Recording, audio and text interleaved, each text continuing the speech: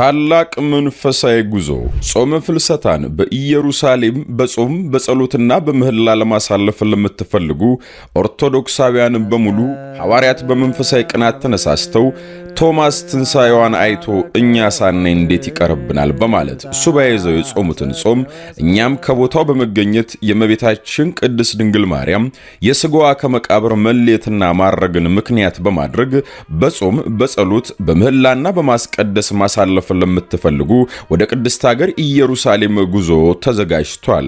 ጉዞ በሁለት ክፍል የተዘጋጀ ሲሆን የመጀመሪያው ክፍል ለ20 ቀናቶች የሚቆይ ከፍልሰታ ጾም ዋዜማ ጀምሮ ሙሉ ፍልሰታን ደብረ ታቦር በዓልን ያካተተ ከሐምሌ 29 እስከ ነሐሴ 18 ወይንም ከኦገስት 5 እስከ ኦገስት 24 2025 ነው።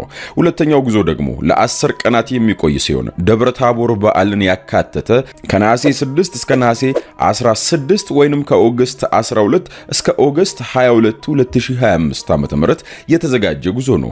በዚህ ጉዞ ላይ መሳተፍ የምትፈልጉ ኦርቶዶክሳውያን ያሉን ቦታዎች ውስን በመሆናቸው በረከቱ እንዳያመልጣችሁ ቀድማችሁ መመዝገብ ትችላላችሁ። በኢየሩሳሌም ቆይታችን በ5 ስታር ሆቴል በገዳሙ አጠገብ እናሳርፎታለን። የቅዱሳን ቦታዎች ጉብኝት፣ የጉብኝት ቦታዎች የመግቢያ ክፍያ፣ አማርኛ ተናጋሪ አስጎብኚ ሙሉ ወጪን ያካተተ ቆይታውን ከታላላቅ መምህራንና አባቶች ጋር በመሆን በጸሎትና በመባረክ እናሳልፋለን። አዘጋጅ ዲያቆን ታዲዮስ ግርማ፣ ዘመርቆሪዎስ ዓለም አቀፍ የኢየሩሳሌም የጉዞ ማህበር።